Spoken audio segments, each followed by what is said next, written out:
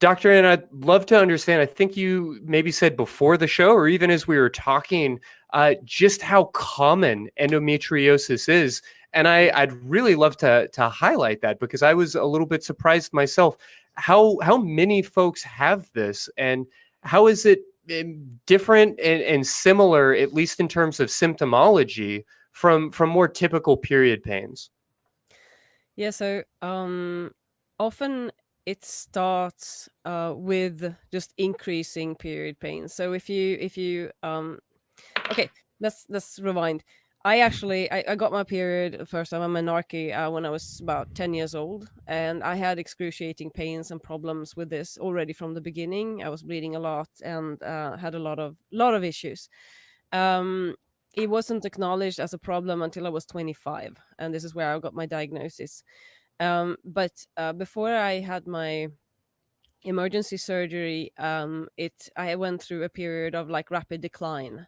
So if you notice, this is why I also think that you should have a diary where you actually add your period symptoms in. There are great apps for that you can use to track that. Also, like mood swings and skin and whatever else that is affected by these hormones.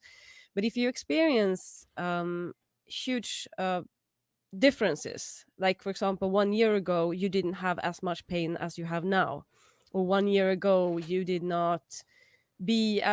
were not as tired and didn't bleed as much as you do now, then you should definitely seek help. And you should definitely mention the word endometriosis to the gynecologist, because believe it or not, there's a lot of gynecologists that still do not really have endometriosis, yeah, close to their minds. So it's something that is often forgotten. And often they look at you with just an ultrasound, and they think they can diagnose endometriosis with just using an ultrasound, which is not the case, because there is a lot of big cysts you can have. That okay, they're not maybe not this big, but they're like they can be. But any cyst over like 5 centimeters in diameter is removed surgically here, or advised to remove surgically here in Germany. So these cysts are of course visible over an ultrasound that they can do with internal ultrasound or external. But there's a lot of like kind of endometriosis tissue that can grow into your stomach, and there's a lot of like scarring tissue that can form as well that can cause extreme pain. So what happened, for example, for me was that I had they look like small little dots, little dark brown dots. This is why they're called chocolate cysts. They're like pin needle size, kind of, but like loads of them. So this is why they go in and remove them with like laser surgery and such. But the scarring and the you can have a lot of tissue forming between the different endometriosis patches, basically. So what happened with me was that when they opened me up, after having told me for 15 years that I was fine, my uterus had fused with my intestine. My stomach wall, basically, like nothing was moving freely in the stomach anymore.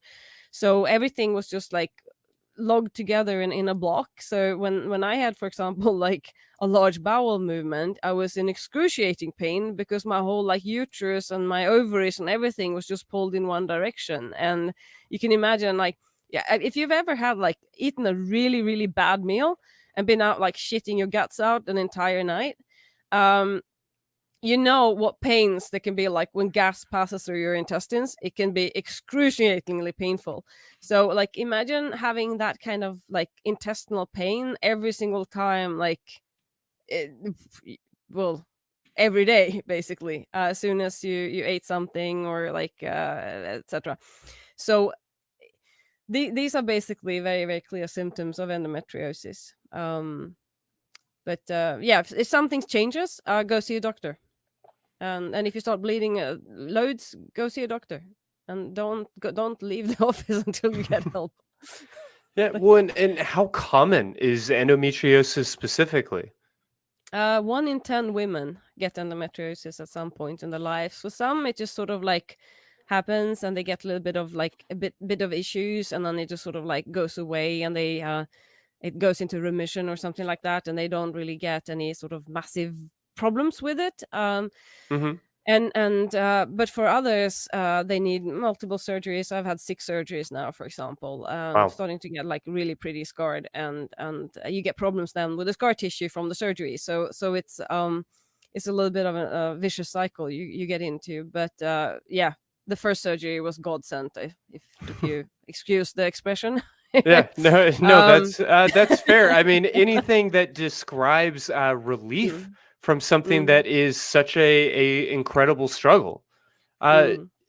can you tell us? I guess I know you touched on this in talking about your own experience, but can you give us just a broad breakdown, I guess, of what is going on internally when we're talking about endometriosis? So it was basically endometrial-like tissue. So I know a lot of articles say it's endometrium tissue, which is basically the inner lining of the uterus that escapes the fallopian tube, basically, and enters into the stomach cavity and then implant themselves in different places. Often it's like one place that's very common is in around the ovaries, on the outside of the uterus, fossa de glace, which is like the part between like uterus and your thick intestine, which is why you can get really really severe pains like when taking dumps, and also like anal sex can be very problematic and such. um and um and then they can also attach itself to lungs, to liver, to, you can basically have it anywhere in the stomach. It is not very very common to have. It's very rare actually to have it on the lungs, but Mm, there are cases where this has happened. And there is one theory about retrograde menstruation, that they think that basically the period is not emptied out through the vagina, but actually and like blowing like into the stomach cavity.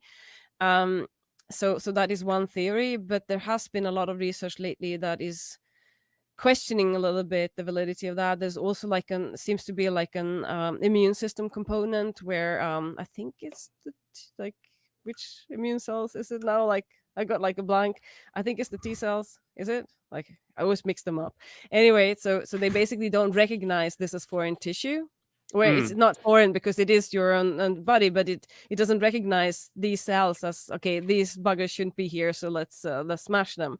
But they basically leave them there. And for women who basically don't get endometriosis, maybe these cells basically are recognized and then quickly removed. So but we don't know. There's so little research on endometriosis, which is frankly ridiculous. mm. Considering that 1 in 10 women will suffer from this at some point. Is one of the most common reasons for infertility in women. It means millions of women, like around the world, suffer from endometriosis and severe pains. It's kind of, if you just look at it from a socioeconomic perspective, the number of like working days that are lost, and the workforce that is lost basically because women can, like, these women have such pain or health issues. It's kind of staggering. So to see how little research that has been done, it's I think it's one word for it is shameful. It's Yeah. really really shameful.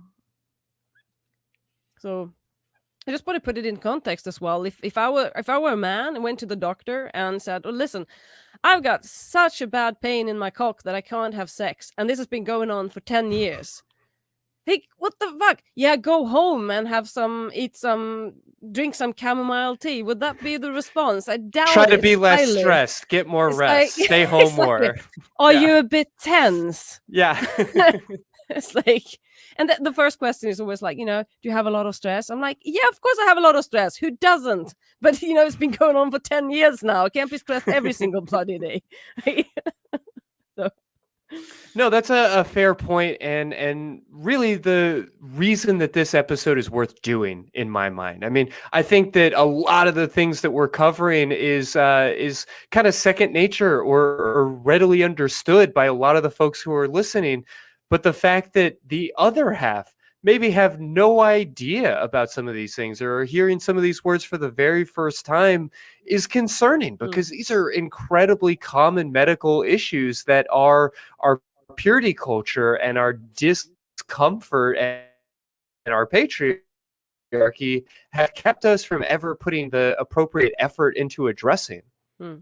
Yeah. So thank you for walking us through endometriosis. Can you explain to us how adenomyosis is different still, and also maybe help me with pronouncing that on air live in front of folks to just prove my point of how little attention these things get and how unprepared we can be around them. So it's adenomyosis, and adenomyosis is a disease that is separate from endometriosis. Sorry. Often you hear doctors say, well, okay, you do hysterectomy, you remove your uterus basically, which is kind of a massive surgery. I've had it. And then basically your endometriosis will go away. Well, I'm always starting to think, like, do you where do you get your medical degree? Because I mean, if the endometriosis is located on the intestines or on your kidneys, like my bladder, I've had like several bladder surgeries because I have a lot of endometriosis on my bladder. Why would removing my uterus remove my endometriosis on the bladder? It just keeps scratching my head. But I think adenomyosis is an illness that is basically sitting in the uterus only, and most of my pain was due to the adenomyosis. So that's basically like kind of like similar tissue to the endometriosis, that is basically growing into sort of little lumps in the in the uterus. And for me, removing the uterus actually removed a lot of my pain, and the fatigue was improved as well. So, but that is not that doesn't make the statement true that a hysterectomy will cure endometriosis, because that is complete fucking bullshit. It depends on where it's sitting, where your pain is originating, and if you might suffer from a lot of adenomyosis, which is an even more silent disease than endometriosis. Most doctors, they're like, yeah, adenomyosis is not, there's no problem at all. You have loads of it, like your whole uterus is full with it, but it can't give you any pain. I'm like, well, who the fuck, what, how do you know? Like, obviously there's no research around it, and you just keep telling all women this and just assuming that you're right. So so I think it's important to recognize the difference between these two illnesses. And it's also important to understand this if you are thinking about a hysterectomy, and because it is a massive surgery that can lead to a lot of other side effects. It was a good decision for me, but it has led to a lot of other things like prolapses and things. So learn about the stuff before you make the decision. Right? Oh my God, I sound so angry all the time. I mean, we brought you in for an angering topic. And I'm going to mention, Martin, I think maybe you've got yourself muted there. I was muted. Yeah. No, I was just going to say learning is important, taking as much information as you can, especially when it comes to complicated medical stuff. Always get another doctor's opinion is my best practice, but yeah, just make sure you take in all the info. Fair to say. So let me ask you, Dr. Anna, so as far as impacting like day-to-day safety, comfort, sexuality, all those kind of feelings that we have, how does this affect that? How does endometriosis affect that? Well, it affects your whole life. When you are like bleeding loads, the fact that you risk anemia, you might not want to go out because you are worried that you're going to bleed through. Now we're talking about like tampons and extra pads and everything just bleeds through anyway. But that wasn't the main issue for me. The main issue was for me the pain, and just having this issue where like I've been doubling down with pain at work, or like just keeping over and just not being able to stand up. And the thing is, like, there's nothing like I can do. Like laying down doesn't help. Just moving around does help, but sometimes it's hard to even move because you just get into this like dead beetle kind of position, and you can't move because it's so painful. And then also I know that in 5 or 10 minutes, the sort of pain attack can be reduced to a level where I can function again. And you really learn to function with high levels of pain continuously in your system.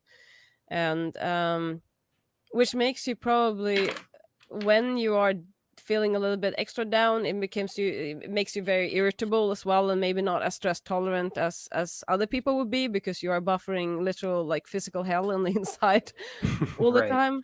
And also worry about like like bathroom stuff, and yeah, just general like not, and also the pain during sex is like one of those things with endometriosis. Don't ever let anyone tell you that painful sex is something you need to accept because you're a Mm. woman. Never ever let anyone tell you that. um it's just something that I've heard so many times, and it literally ruins lives. And you should Yeah. never accept that. Yeah, if you're not enjoying it, I mean, that's, for me, that's part of, what is it? The full phrase is informed, enthusiastic consent. That's the enthusiastic part. You're supposed to be having fun. If it's painful, that's no good. Yeah. And then, So- what kind of solutions exist? I know we touched on surgery, which works for some people, but what other solutions are there out there if that's not a viable option? Well, there are just basically very shitty solutions out there. Surgery is like a sledgehammer to to a fragile problem. Right. The other solutions, or it's not solutions, are hormonal therapies, and they basically wanted to put me on really high level progesterone, which made me extremely depressed, and I felt terrible on it. So instead of like having pain every second day, I was just feeling like borderline suicidal every day, which meant that Oh, yeah, that's not good. and the pain didn't completely go away either. So I opted for like not using progesterone. And then I need to say there are some women who can take progesterone and it works great for them. They don't feel this like mental effects of it at all. So this is by no means a sort of like painting progesterone black in any way, because I've met a lot of women who've had like good success with that. So, and I think the main thing about taking progesterone is that you will often stop menstruating. So a lot of the issues with heavy bleedings and such will basically be reduced. It's not a treatment; it's just basically a plaster on a gaping wound, but is what medical science has been able to produce. There are some other options, like I know there's a rather new thing called Visan, but I had severe side effects of that as well. You should also not take it for more than 1 year, because then you can get a bit of issues. I couldn't take that either. And then there are other medications as well that would basically put you into a chemical menopause. And with the osteoporosis and all these other things that means, and the very very heavy effects on your mood and your personality. So but if you're desperate enough, and if you're in enough pain, a lot of women opt for this. They get injections of this as well. And then there's one, like in extreme cases, there's also testosterone that is given, but often that leads to like irreversible changes to your voice, and you might get personality changes as well. So it's often not, it's often like very like last last resort, if I say Sure. that. But there's no treatment, there's no real good medications. There's like there isn't anything really, except for just anti-inflammatory painkillers, reducing stress, having surgery if it gets too bad, and learning more about your condition so that you can cope with life in a better way. Yeah. And unfortunately, that's sometimes what the first step is, as far as medical treatment, is just learning to cope with it. I mean, it can't it can't be easy. I'll say that much. As a non-vagina haver, it can't be easy. I think like the greatest tragedy in my life that I wasn't born with a cock, and that does not mean that I want to become a male. I would really love to have like a female body, but just instead of this kind of like completely dysfunctional like female reproductive system, I'd have a cock. I could even stand up pissing. It'd be fantastic. It'd be It is such a rather wonderful nice. thing. It You're like that is really like if I could pick one, if there were a god, that's what I would say. Like, come on, what is this? Just for one design? day, at the very least. Yeah. Exactly. One day. And what the hell is this design? This is probably the shittiest design, like engineering design that I've ever seen in my entire life. What the fuck is up with this? That's probably what I would say. No, valid questions. Valid questions. You've got a recreation center right next to a sewage treatment center. I mean, I know. it's very poor planning. It's completely right, and a daycare in there too. Yeah. Yeah. Ooh.